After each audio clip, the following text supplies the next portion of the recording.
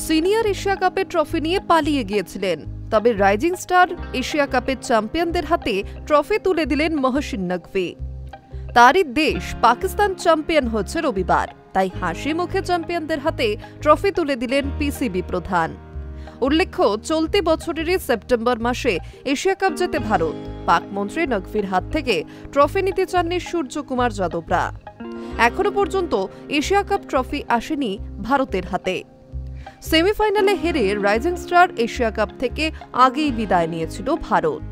রবিবার খেতাবি যুদ্ধে মুখোমুখি হয় পাকিস্তান এবং বাংলাদেশ। সুপার ওভার পর্যন্ত গড়ায় দুই দলের দ্বৈরথ। সুপার ওভারে 5টি হোয়াইট বল করেন পাকিস্তানের আহমেদ দানিয়াল। তা সত্ত্বেও সুপার ওভারে মাত্র 6 রান তোলে বাংলাদেশ। হাসতে হাসতে সেই টার্গেট তুলে দেয় পাকিস্তান। এই নিয়ে তৃতীয়বার রাইজিং স্টার্স এশিয়া কাপে চ্যাম্পিয়ন হল পাক ব্রিগেড। অন্য কোনো দলের এই নজির নেই। মহসিন নকভী প্রথম থেকে ছিলেন ম্যাচের দর্শক আসনে। পাকিস্তান জিততে স্বভাবতই উচ্ছ্বসিত হয়ে ওঠেন তিনিও।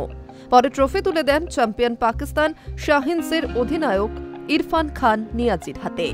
সেই ভিডিও ভাইরাল হয়েছে নেট দুনিয়ায়।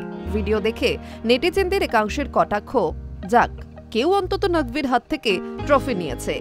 আবার অনেকে বলছেন, সিনিয়র এশিয়া কাপের হার ভুলতে রাইজিং স্টার এশিয়া কাপ জিতে খুশি পাকিস্তান, অনেকটা দুধের স্বাদ ঘোলে মেটানোর মতো।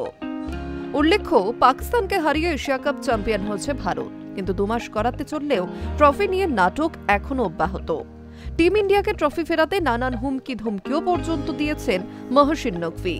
চাপিয়েছেন শর্ত, ট্রফি নাকি এসিসির প্রধান কার্যালয় থেকে একেবারে গায়েব করে ফেলেছেন তিনি, এমনটাও শোনা গিয়েছে। নকভী সাফ জানিয়ে দিয়েছেন তার হাত থেকে ট্রফি নিতে হবে সূর্যকুমারদের।